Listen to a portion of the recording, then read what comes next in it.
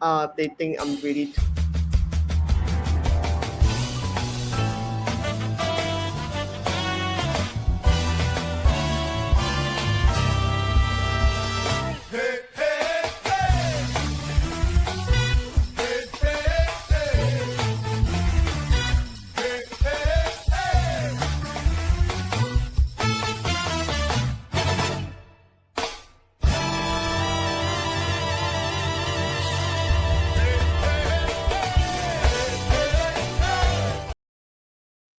Good morning, good afternoon, good evening. Jessica, we just missed the cheesy part of what you were saying when you said, hope this is not being recorded. I think it's recording, but I just feel like I am the outlier based on the height for ladies in statistic term. So I'll put it into a little bit more educational. Yeah, I'm the outlier. Up percentile. I was just saying that Jessica and I are like Amazonian women. We were so tall together with our heels on as well. But welcome everybody. Welcome also to our beautiful guests, Miss Jessica Chua, Mr. Nitin Parmar, and last but not least, Dr. Mohammed. I'm just going to stop there because that's what we call him, Dr. Mo. I'm joking. We're not going to shorten your name for you today, Mohammed. And also we have a full roundup this morning. We've Indonesia, Malaysia, and Singapore represented today. So we are full house APAC. Although yes, I appreciate there's 17 countries in Asia Pacific. We've got 3, and I think that's a good way to start the day. So maximum cheesiness has been brought to you by calling this now the Tonight Show with AML Watcher, when it's actually not night with any of us. I don't think. But before we start, I would love to just do a quick around the house for everybody to introduce themselves. So first and foremost, Jessica, would you like to take it away? Great. Oh, hi everyone. My name is Jessica, and currently I serve as VP Growth for Crystal Intelligence. So you're going to ask who is Crystal Intelligence? So we are your neighborhood blockchain analytics tool that if you need on-chain data and wallet address to screen, see whether they have any risk score, you come to find us. So previously, like Oonagh, I'm a risk practitioner. So I'm going to stop here. Back to you, Oonagh. Thank you, Jessica. And next, Mr. Nitin Parmar. Nitin and I've had the pleasure actually of working together over the years in the industry. Somebody I massively respect, which I've also said to him when I've seen him in person too. So Nitin, I'll just pass it over to you to introduce yourself. Thank you, and it's a pleasure to be with you again and working together. So yes, thank you. I'm Nitin Parmar. I'm a founder of a RegTech firm at the moment, which is doing consulting in this area. In the past, I've been the global head of compliance for Standard Chartered Bank in the investment and commercial banking division. And prior to that, I've been a partner in the Big Four, specializing in financial crime. So topics around financial crime, fraud, cybersecurity tend to be one of my passions. Thank you, Oonagh. Brilliant, thank you. And last but not least, and I hope I pronounced your name correctly, sir. So Dr. Mohammed Iman Sastra Mihajat. All right. Just about, nearly. All right. Thank you, Oonagh. Hi, everyone. Jessica, Nitin. My name is Dr. Mohammed Iman Sastra Mihajat. Basically, that spelling it well, although you are not from Indonesia. Currently, I'm the CEO of Bank Matahari Artardaya. We are currently ongoing process into converting into Bank Syariah Matahari. Previously, I'm leading AML functions in Indonesia in the compliance group of Bank Mega Syariah, member of Citicorp, and also previously in previous bank also I'm one of the compliance functions in several banks like in GCC in Oman and other parts of the world like Saudi. But in Saudi, I'm not covering AML, mostly on product development. All right, that's all for me. Thank you very, very much indeed. So this morning we're going to be talking in particular around a few different discussion areas. We're going to be talking about organised crime trends in Southeast Asia, and really what we're seeing both, and I should say on the street, but also from an in-house perspective, and examining, the report, the recent UN ODC report. We're going to also then be talking about wealth management in Singapore and Hong Kong and AML expectations, and last but not emerging challenges across APAC.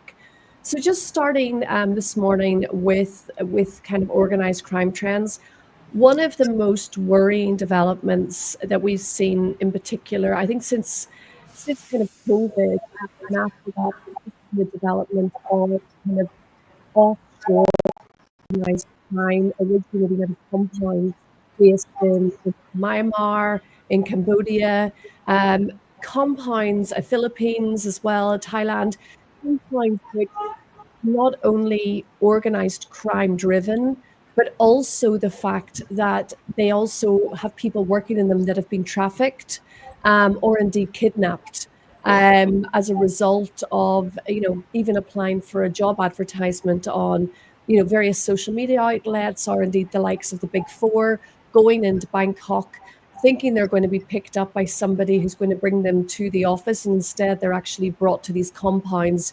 The reason being is that they're fluent in English. So we've got to really, it's a terrible situation that we have on our hands.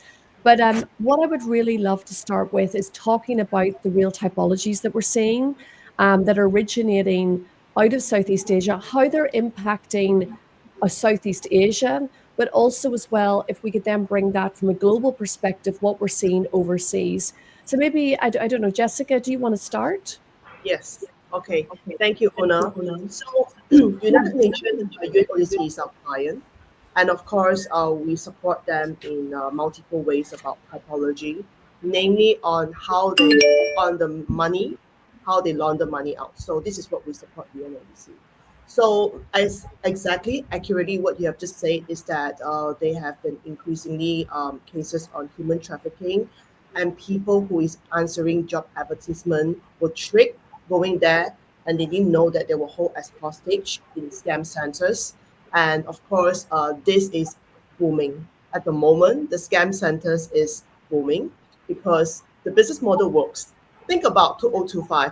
What other business can be so lucrative than just having zero cost, but you can, get more money than anything else? So what we have observed here is something called the quick picturing scam.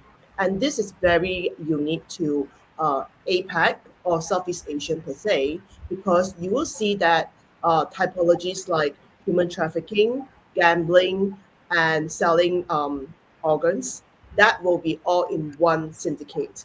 And they use a lot of online gambling, and they will cash out in Southeast Asian country because Chinese is widely speak among these people.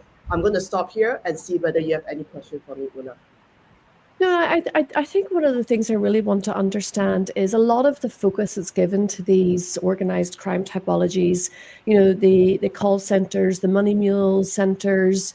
A lot of the focus is given in kind of, should I say, European and British, and English speaking countries in the West. But how is that affecting you on the ground? And I don't know if maybe that's something, Nitin, that you want to pick up. And again, this is this conversation for all of us. It's not just going to kind of around the house. How are you seeing that impacting you on the ground? Are you being affected locally to the same extent that we're seeing in the likes of the UK, Ireland, and various parts of Europe? I think what you're highlighting is really interesting. The typology doesn't come directly to financial services. It starts outside of it, right? It starts on social media. It starts on job sites and everything like that. What financial services does see sometimes, however, is the result of the scams. And if you've got a great cybersecurity function, you can later say, look, there's an unusual number of scams going out to, Laos or Cambodia or to a particular area, and along those lines. You're not actually catching, unfortunately, the victims straight away. Right? This is where crystal intelligence and all the investigations and everything else that they do actually helps, because they link up what the bank doesn't know, what the financial stuff with other things, from the NGOs and from the other people, where this information has to come together. So it's a really tough problem, right? On the banking side, we see new victims, but not the victims of human trafficking. We see the scam victims more than we see the victims of human trafficking, right? And so it's a really difficult thing. And only when you can merge some of that information together, I'm sure Jessica would probably agree, is that's when you have some of the evidence to actually prosecute a crime. Yeah, absolutely. But are you also seeing vulnerable people being, should I say vulnerable people? I'm talking about both the elderly and people from lower income families who are being caught out with these kind of, liking YouTube videos. If you have an account with the likes of DBS, Standard Chartered, sorry, not that those organizations are specifically being targeted, but what we're seeing in other countries is they will actually ask, do you have an account with any of the following banks? And if yes, you meet our criteria to join our group.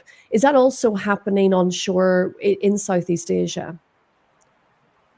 Nitin, I don't know if sorry, it's Yeah, going back yeah. I to mean, you. I think two things. There's two parts to the scam. One is obviously the job advertisements, right, and how they're attracting people and then duping them. The other side, you're right that the scammers are targeting different age groups. I mean, I think the days when they used to just target Generation Z because they're so socially aware and overconfident a little bit in terms of their digital knowledge and prowess, or the elderly is going. I think they're actually targeting wide spectrum right now, right? Whether it's a government impersonation scam, whether it's a banking scam, etc. You're right that in certain countries, like a higher wealth country like Singapore, they are targeting those with specific banks because they know Yep. that generally the balances will be higher. They'll try and get behind those banks, or they try and get behind CPF, which is like the pension fund accounts and things like that, and try and get after things like that. Yeah. I don't know, Dr. Mohammed, what are you seeing in Indonesia? Are you seeing certain groups targeted? In Indonesia, we have, I think, different challenges in facing these kinds of ML functions because, like for example, for your informations, in 2023 we are just become new full membership of FATCA, so the member of in the 14th. So our ML function is not the same challenge like what the Singaporeans did, because currently we are mostly our challenge only mostly on the online gambling, which is really make us headache in the since last 3 years. The online gambling is one of the most the focus of our regulatory authority, because many of our customers are affected because of this. So that's why they are typology in how they are using the account, banking account. Sometimes they are using other people's account, not their own account. So they are, like for example, they are using these farmers accounts. They are using these online you know we call it ojek online. This is on when you can orders cars or motorbike through online. Most of the affected person is them. So that's why our regulatory asking us to please focus on how to mitigate this online gambling through the in the bank. So how many account are maybe got affected through the online gambling. And the second one is what we are facing now is cyber security issues. Um, Sometimes there are so many jokes in our cyber securities, because it is not because of happening because of the bank's cyber securities issues, but from the our customer staff. When it comes when somebody call them, they are got they got win this blah blah blah. You are winning the car. You are winning this blah. they are asked to be to transfer some amount of money, then they are follow it. And also some of them, they are not even from other part, and from other parties, the you know the one who did transfer his husband, sometimes his wife, but most of them, they are blaming the banks. But yes, of course, from the bank itself, we are facing the cybersecurity issues, like the last I think the last this 1 years, one of our two big banks are facing system and mobile banking issues, I think more than 7 days. So this is one of bigger crash in our banks. Yeah. And one of the things I would say is, Southeast Asia has set itself up, in particular, if we look at the likes of Singapore and Hong Kong, as powerhouses in the financial landscape globally. And what I don't want to see, and having spent 12 years in Asia, it's my home from home. I don't want this to detract from what has been created, which is a phenomenal financial ecosystem. What impact geopolitically is, if anything, this situation currently having on those locations? Is it, do you believe, impacting negatively the view of the financial landscape? Or can we say that this is originating from countries outside of that? So it kind of gives us, to an extent, a little bit of protection for the larger financial centers. I don't know if anyone wants to take that question. It's an interesting perspective, right? So I think that the real geopolitical impact is GDP, right? There is GDP growth in the countries where the scams are being created, and there's a GDP negative because funds are outflowing, which could be spent within the country, right? So you're right. So whether it's Malaysia, Indonesia, Singapore, there's a negative GDP impact in each of these countries because of what's happening. Whilst you may argue that the borderlands of Laos, Cambodia, etc., are benefiting in some ways, and certainly they're not the only ones, right? There are scam factories out in India and across other places where they're definitely targeting this region as well. Okay. Okay, so I can speak from the crypto part here because this is the alternative payment that is actually making the HKMA or MAS very busy. So before COVID, everyone there's no regulation around that. But after COVID, Singapore was like the crypto king of Asia because MAS has opened up and they do have a category called DPT category class F. And it flooded with a lot of Hong Kong, China, and Southeast Asian, or even those that is in Europe to come to Singapore and to try to apply to these licenses. And of course, it was a great time business for everyone in Singapore because things have skyrocketed. And during that period, the 2020 period until 2023, I think MAS received more than 900 applications just on the DPT. So it was a great time for everyone to apply for crypto exchanges. Now they only have 30 licenses in Singapore. But Hong Kong started to change the regulatory landscape. 2 years ago, they started to open up with a lot of more lenient controls on cryptocurrency. And recently, Hong Kong have just stabilized the Hong Kong stablecoin bill. Technically, they're going to attract more people going into Hong Kong now to apply for stablecoin, and that is really business savvy. I would say that now a lot of money, capital projects are going to flood from everywhere to Hong Kong because of the lenient regulation. And back to your question, Una, has the geopolitical location has changed? I feel like from Singapore to Hong Kong for the crypto bills and all the crypto regulation, they are the two countries that you have mentioned is always very proactive and the regulators are very sensitive, but they make it as a good avenue for people to do business.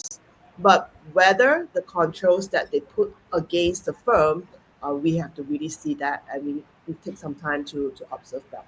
Oh, back to you. Brilliant. Yeah. Um, Dr. Mohammed, if I may call you Dr. Mohammed, and that is Yeah. okay, please.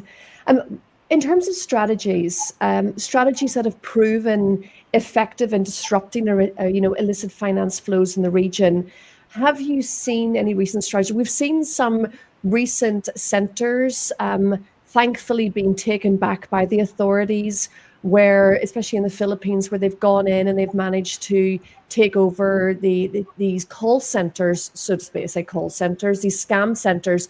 What strategies are proving effective in disrupting illicit finance? Is education our first line of defense, or have you seen other more effective ways? All right. Okay. For your information, in the current governments, they are, creating one of the body specifically for financial intelligence units, which is before is only the below the body, what they call it, because under ministries body, and also one of it is committee. So now, for financial intelligence unit, the current governments, they are creating as a body, so they give them a power to mitigate the ML issues in the region. For your informations, uh, through these online gambling issues in Indonesia currently. One of the typology that they are doing is that when they are transferred into layers, and in the final one they are convert into crypto. So I don't know whether now they are still thinking that the crypto is one of the safest assets from their what they are doing from money laundering. But still, the current regulatory authority try to, I think, to how to mitigate these layers to the cooperations between the all the banks. They have to share the information which regard to this online gambling. One of the challenges that we are facing is that it is now not all the banks are ready to share the information which regard to this uh, you know uh, the what do you call it, the account that may be suspected into online gambling, because the account is so many, because there are maybe the amount in the account is not that big, I think less than $100 something. But in online gambling you can bet maybe in rupias, maybe you can bet in 50,000, 100,000, which is less than $5.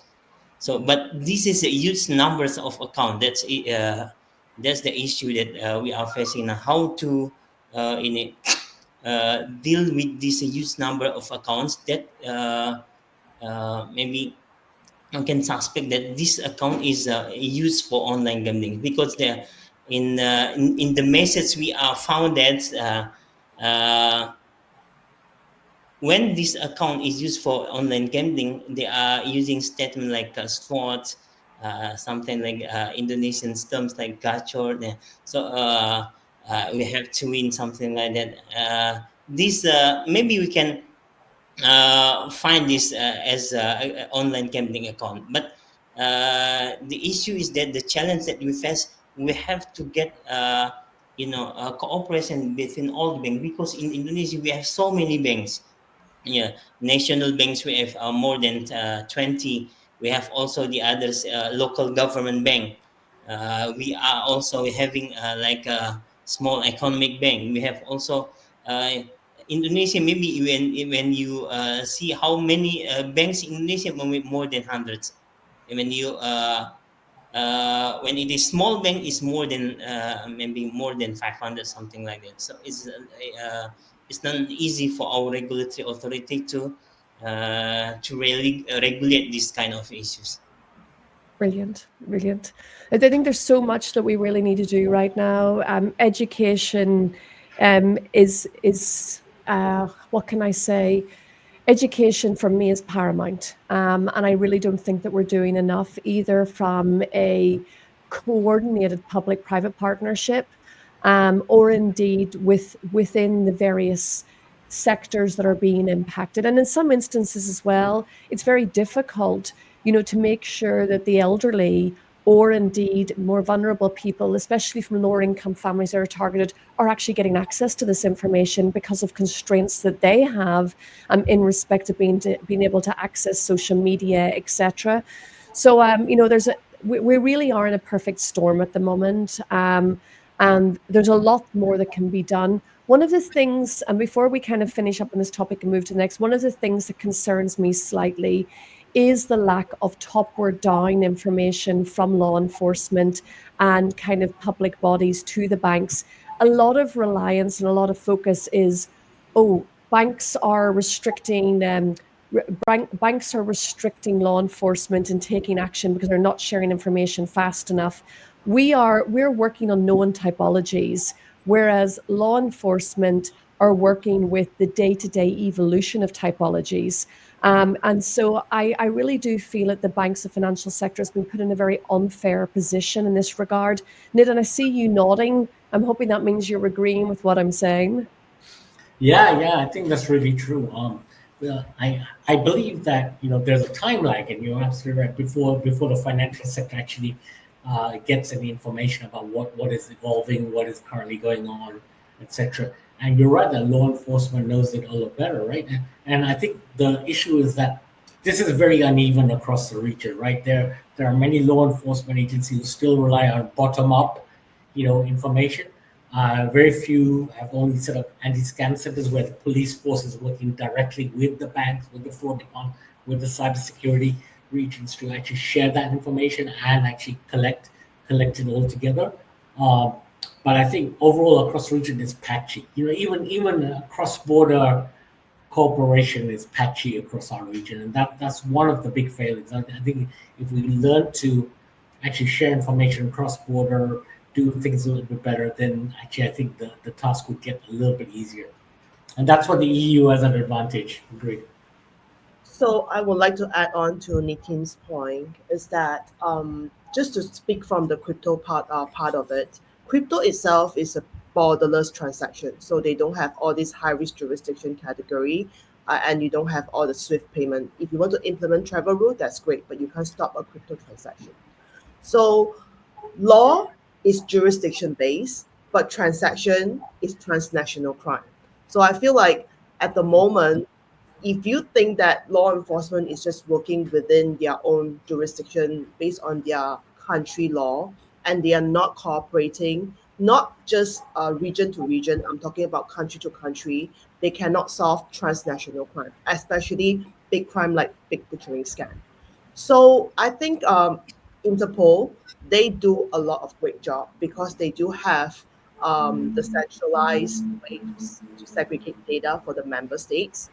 Again, ML18, the Mutual Legal Assistance Treaty, can be a problem sometimes. So I feel like this transnational crime is really challenging the inherent jurisdiction law, country law, and also whether there's a treaty in place. It should also hinder some of the solving of the cases as well. Back to you, Una. Brilliant. Thank you so much. I think there's a lot more work to be done here. And I think for me, and without trying to sound contentious, I really wish that we'd stop talking about public-private partnerships and actually start seeing something really happening globally within the industry. I know there's very many initiatives underway, but I feel at times, especially with the likes of Gimlet and Fimlet, etc., banks are being left to their own devices to try and figure out what's happening real time. And our systems and our controls will always be two steps behind because we're not dealing with the changes in typologies today. And having worked with a number of victims of scams as well, the recourse available to these individuals is incredibly limited, especially because the money's moved so quickly from fiat accounts into absolutely legitimate crypto accounts, and then vulnerable people who don't fully understand how to use these accounts are giving access via the likes of any desk to the fraudsters, who are then immediately siphoning monies out of those. I would say siphoning. They're just draining those accounts immediately. And I've seen various clients. One individual losing 120,000, which was his life savings. Another one losing 1.2 million pounds, which was his life savings. And both of these are comparable. It's irrespective of the volume. That amount of money is that person's life savings, which is gone. And these are all individuals. One individual who's 90 years old, the other individual who is at a retirement age. So yeah, we're in a very, very sad, if I may say this, predicament at the moment. And I'm really hoping to see some real substantial change. And I'm hoping, especially with the work that's being done with AMLA in Europe, that when we see the FIU harmonization, that this really plays a front and central, aspect to the work that they're doing. So moving on, wealth management compliance in Singapore and Hong Kong. We're going to quickly just look at some of the recent regulatory landscape and AML expectations in wealth hubs. Having worked myself in wealth management in Asia, I'm fully aware about the AML expectations, in particular, within wealth management and private banking. Back in 2014, there was a significant focus in Singapore by the MAS, the Monetary Authority of Singapore, on making sure that the bar was raised in the standard in the business and private banking.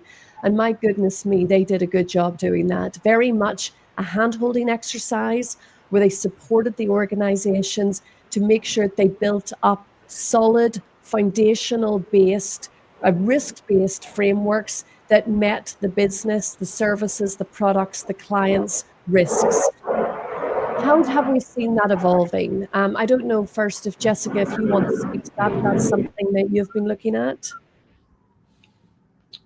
So the wealth management that you refer here, I would say from the crypto side, I think they have been adding a lot of control for Singapore. Of course, it's the PSN 0102. They specifically also mentioned a lot about how the AML crypto, they also add on the travel rule part. But again, in Singapore, if you really want to have a crypto license, you are also adhering to one of the highest standard in the region here.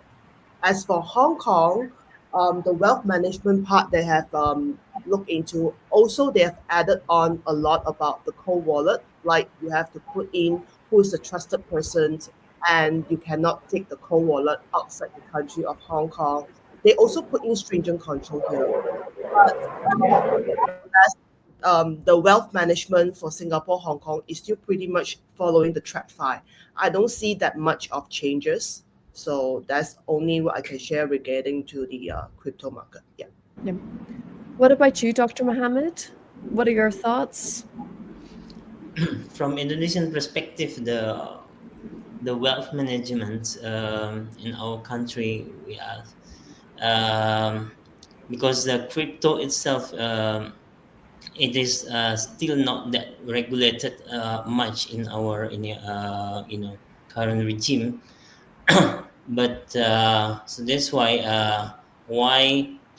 they are converting these money laundering account into crypto, because it's not that much regulated. Because in previous years, the government tried to prohibit the crypto transaction, but in the last 2 years, I think they are allowed, but with certain conditions. So that's why from the banking itself, some banks, they are give financing or loan to the crypto company, is not that make the regulatory happy, because there is still debatable about these crypto issues in our country. So that's why some of the the like the fraudsters, they are converting into Indonesian market their crypto into the one of the businesses, just to laundering their money and become legal. That's as far as I know. And, obviously one of the, and again, apologies for putting this question on you, but just from an Indonesian perspective, one of the concerns has been around, and, some of the challenges with onboarding Indonesia clients, for example, in Singapore. From my perspective over the years, just one of the key challenges has been specifically not so much with individuals, but corporate clients, because of the fragmentation of the corporate registry within Indonesia, which poses a real challenge for us compared to other countries. Do you see us anyway moving towards rectifying that and getting a central registry within Indonesia? Is that something you can speak to? Um, we in Indonesia, we are not trying to become a hub for in the Asian, because we do have also Singapore, Hong Kong. So most of our concerns is mostly in our internal anti-money laundering issues. Like for example, as I mentioned earlier about the online gambling, we are focusing on how to minimize the online, because online gambling in Indonesia is prohibited. But last month, one of the in a local province before it was capital Jakarta, tried to allow gambling in Jakarta itself. This is the first, I think, the province that allowed gambling in their city. Yeah. Because when you maybe someone said, when you prohibit something, people try to hide from any do it from behind. Now when Yeah. you allow it, people will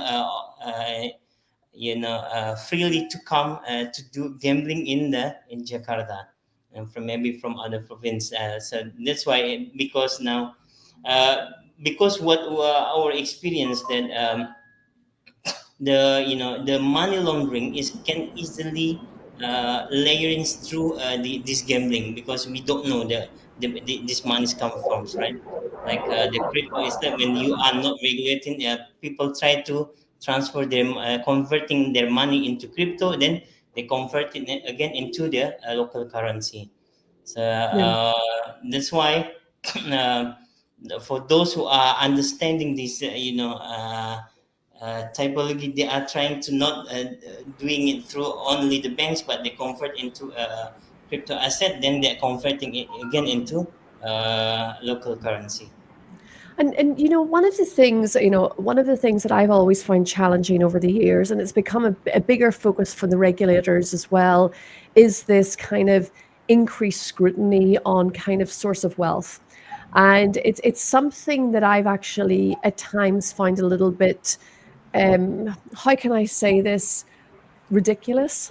And why I say ridiculous is that when we're dealing with high net worth individuals, we're only seeing a fraction or a subset of their overall net worth. We don't see the full picture.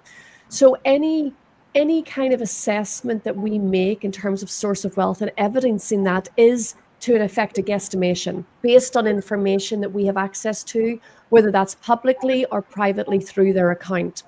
So when we put together evidence on file, and a lot of focus has been given on clean up your source of wealth, clean up the information you have on your clients, make sure that it's more based in, it has a more solid foundation.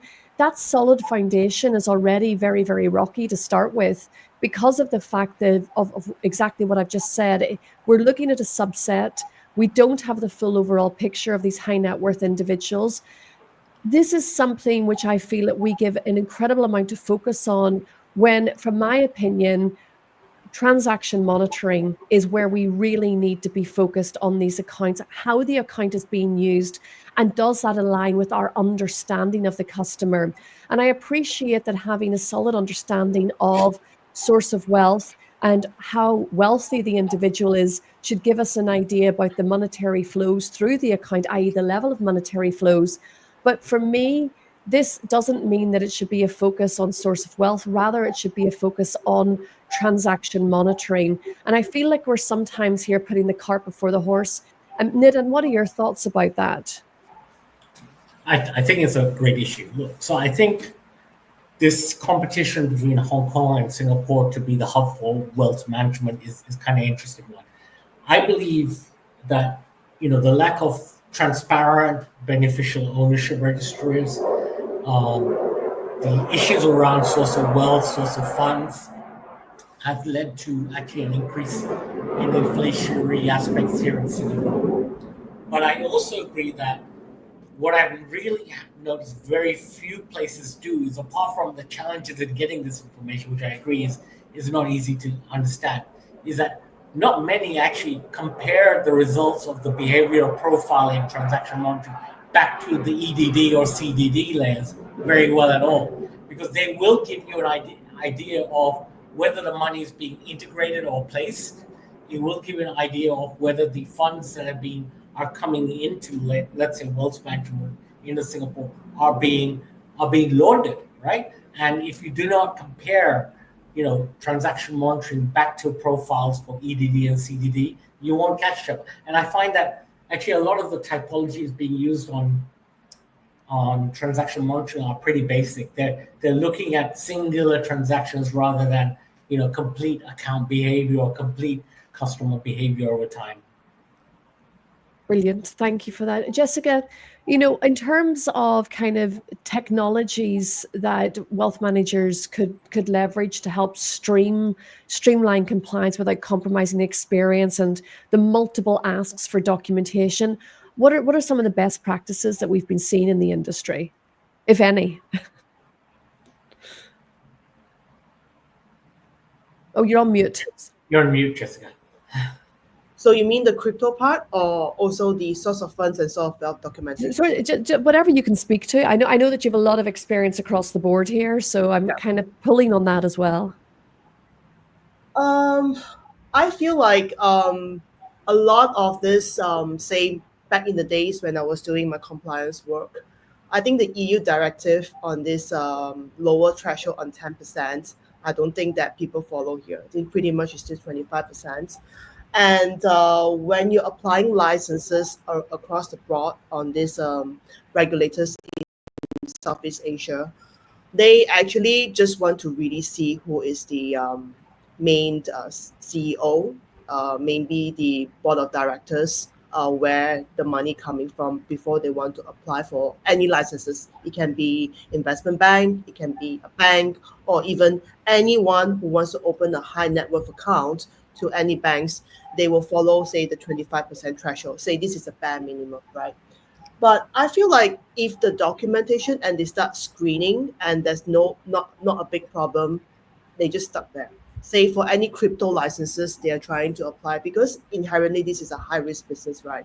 Yeah. So if you really screen through like 2 or 3 layers up, the KYCCC up, you see that the money is really coming from unsourced. But I feel like regulators, when they want to start giving out licenses, they only screen one level. And if you only apply for 25%, that one is a little bit higher threshold because it's just anyone 25. But you don't go in depth into the finding out who is the proxy and things like this. I feel like Southeast Asian, not APAC, Southeast Asian, in terms of getting into KYC part, we are still pretty lenient compared to the EU part. This is what I observe across the board. But maybe Singapore, they will do more stringent control, maybe Hong Kong. But any country other than Hong Kong and Singapore, I'll feel like the CDD only stops at, have you given all the documentation, and I will do the basic screening. If the screen for this road check come back is like no tag, no adverse media, no sanction, they just let it go. Yeah. They won't have the want to know more on this KYCCC. This is what I observe. Yeah. And it's fair. We actually see, one of the biggest challenges we also see is kind of circumvention of even FX restrictions. It's, we've all been there, done that, and you're like, are these really indicators of illicit activity? Or are these rather country protectionism restrictions, which are, and are they within our remit or our responsibility to monitor as well? So it even goes beyond screening. There's other aspects, even kind of insurance, using a BVI to take out an insurance policy when some countries actually forbid life insurance policies to be taken out overseas. And you're dealing with all of this in the wealth management space, knowing full well that there's in-country restrictions, but they don't really cross over into our realm of financial crime or indeed regulatory compliance. But ethically, are they correct or not? So we're constantly dealing with a lot of different aspects and a lot of challenges. And some of those questions, actually, I'm still waiting for somebody to tell me what the answer is. So moving on, last but not least, to emerging AML challenges across APAC. I'm one of these people that I really dislike it when people jump on the crypto bandwagon. It sounds a little bit Animal Farm to me. 2 legs bad, 4 legs good. 4 legs are equal except some are more equal than other. And the crypto has become the 2 legs scenario in this situation, where what we've discovered over the past number of years with the advancements in blockchain technology and blockchain analytics is that our ability to identify illicit activity within the chain is much more visible than in mainstream circulated fiat notes, which nobody can see because they're passed person to person. And I suppose you could argue that's a bit like peer-to-peer transactions in crypto, but we're much more readily able to detect illicit activity, especially with less mature fraudsters within the crypto space. So Jessica, and again, kind of going around the house here, we could say that there has been a rise in digital asset and crypto-related AML risks, but in terms of the detection, I genuinely believe because of our increased ability to detect, that's why we're seeing more detection as opposed to there actually being more crypto-related risks. So maybe I take a step back on the regulation first before talking about detection risk here. So at the moment, the most stringent law on crypto law is MiCA. Of course, there's a market in a crypto asset that is enforceable. Everything that is been passed in the MiCA is enforceable on the member states. In APAC, it's a bit different. Managing 14 countries, I can tell you that every country is very different, and the regulators are a little bit the way they think, the way they are sharing information is also quite reserved. Okay, so when you have this kind of dynamics on all the 14 countries, landscape is very unique. What I was seeing here is that like Taiwan, like Indonesia at the moment, they are still reforming how the crypto law is going to be, and then they will like Taiwan, they rather the 18, 19, 20 crypto exchanges, they form their own alliances or their own union, and the regulator will just look as an outsider and see whether they are doing the right thing. So if you are maintaining a community that is just more like self-regulation, we all come in and we decide how to work for Taiwan market, where is the detection risk? Because there's no mandate or there's nothing to uh, move, like to let the regulator have the sort of like the risk and non-existence, because it's just more like a community thing. Whereas the MiCA or somewhere like US, they make it very enforceable that I need to know everything. You have to submit an SDR.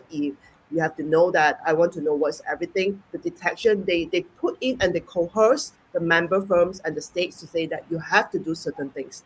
So the detection risk here in APAC can be loosely defined, and therefore it's not so effective compared to EU or US. That's what I want to answer that, because it's not mandated, and I don't really have the responsibility to tell you if my KYC is just KYC one. I just take passport, I get the passport without really fully doing biometrics.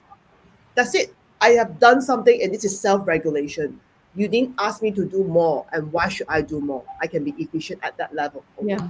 And I think that comes back to the age-old challenge in overregulation, in my opinion, is when we overregulate, we actually remove the onus of people to individually take accountability for their own risk.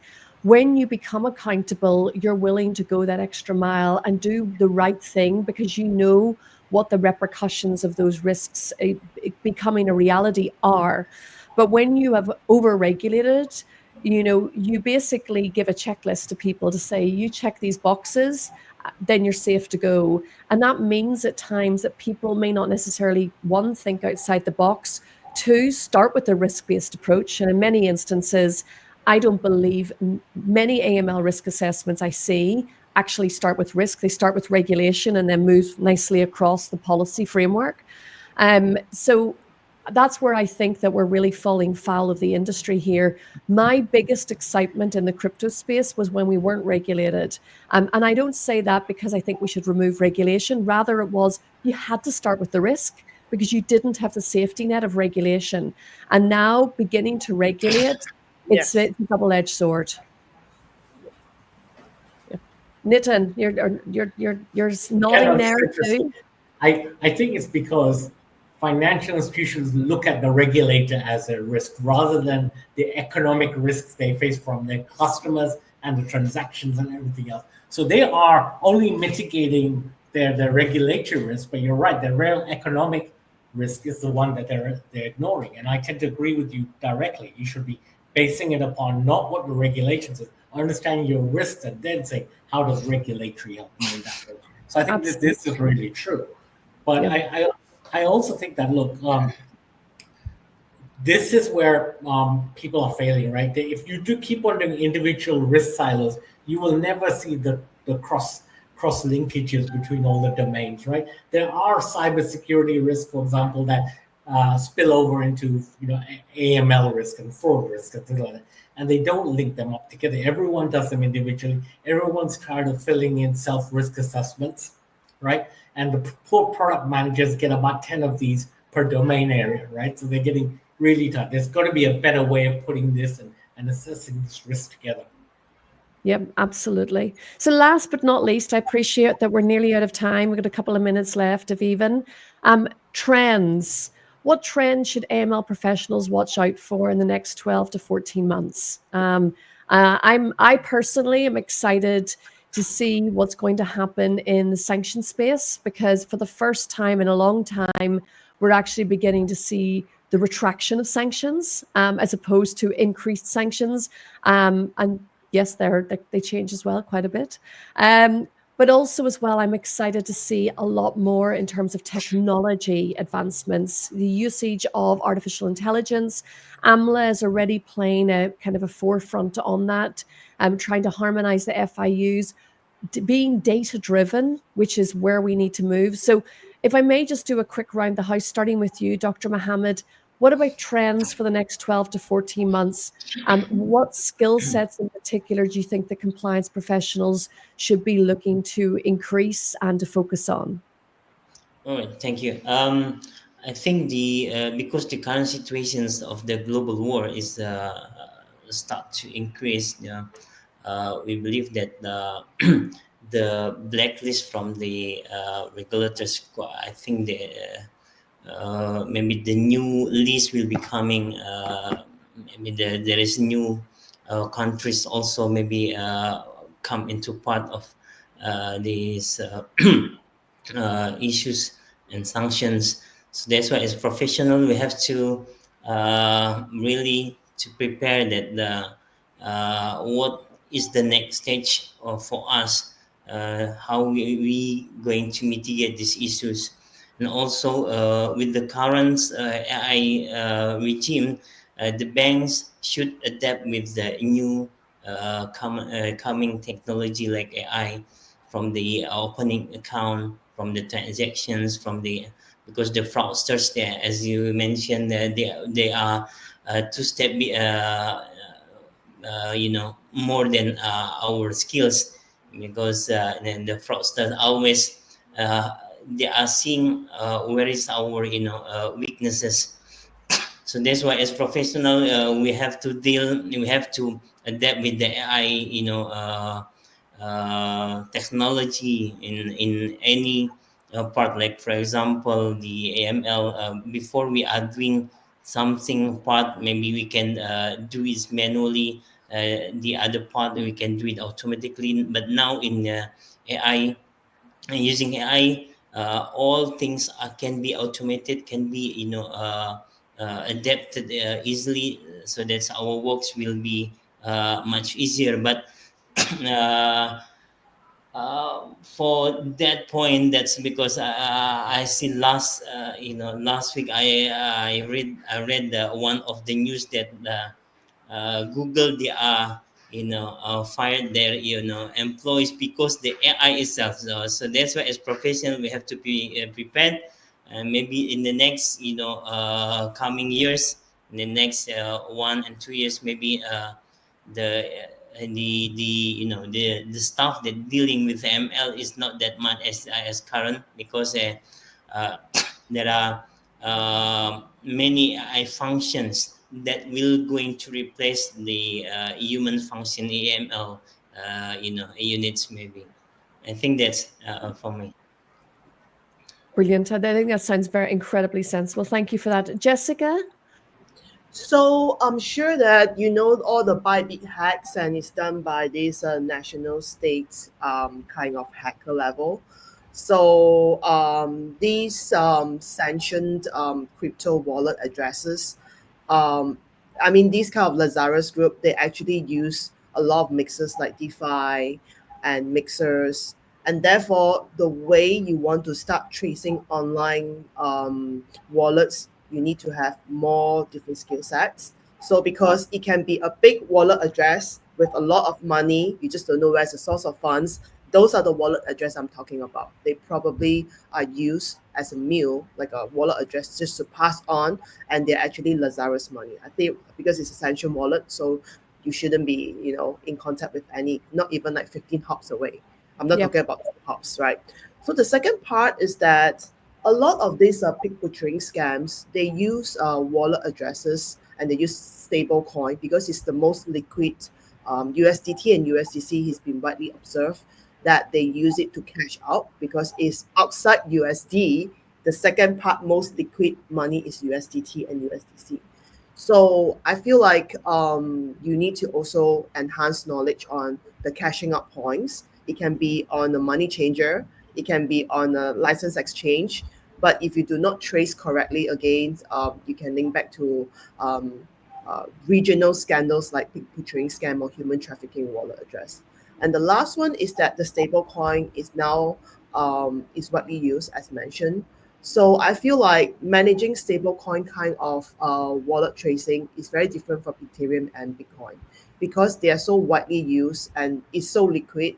So I feel like when it comes to USDT, you need to add on more concerns on that. So I feel like back to your case, education is very important, and then the skill on investigation and the ability to want to know more is where we need to safeguard our firm and our people around us. So Amazing. that would be what I can comment on. Yeah. Thank you. I actually think it would be really interesting to do an entire session on stable coins so people can really Yes. understand, the use case, how what basically what stable coins are, how they can be used, and the concerns as well that we have around them, both from a regulatory and potentially illicit activity perspective.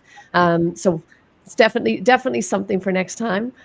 So thank you, Jessica. And last but not least, Mr. Nitin Parmar, what are your thoughts for the next 12 to 24 months? I think we're going to see something interesting.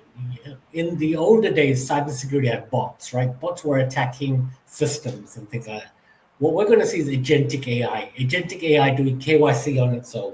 Agentic AI doing transactions on its own, creating its own frauds, creating its own transaction monitoring headaches. And I think that systems, instead of looking for people-induced transactions, people-induced applications for KYC, they're going to see a big difference. They're going to see agentic AI take over. We're going to use agentic AI to detect, but they're going to use agentic AI to also commit these crimes. And I think the speed, the frequency, the complexity will increase to such an extent that I think a lot of vendors, technologies, operations will be challenged extremely rapidly in the next 24 months in this area. I couldn't agree with you more. The future, the compliance nowadays is data driven, it is tech driven, and we need very, very particular SME skills. I'm thinking now of some kind of enforcement guy, about I have a particular set of skills. Very, very Liam Neeson of me. But yes, we are going to need very specific skill sets to review what comes out of the new systems, the new technology that we're going to be implementing. So yes, so really excited. I'm actually genuinely excited. I think this is probably one of the most exciting times, and I've been saying this for the last few years, to be in compliance with the evolution of the financial system, like we've never seen it before, with the rise of fintechs, challenger banks, with the rise of the use case of digital assets and crypto in the mainstream now as payment options. And last but not least, with the focus now on data and the focus on technology. The world is definitely changing, and I think this is one of the most exciting times to be in our space. So on that note, I would love to thank Jessica, Nitin, and Dr. Mohammed for all of their time today. I'm really looking forward to speaking with you all very, very soon. And again, to all of our listeners and all of our guests, thank you so much for joining us. I'm looking forward to seeing you next time on The Tonight Show with AML Watcher. Thank you. Thank you. Thank you, everyone. Have a Thank you. wonderful day. Thank Yeah. you. And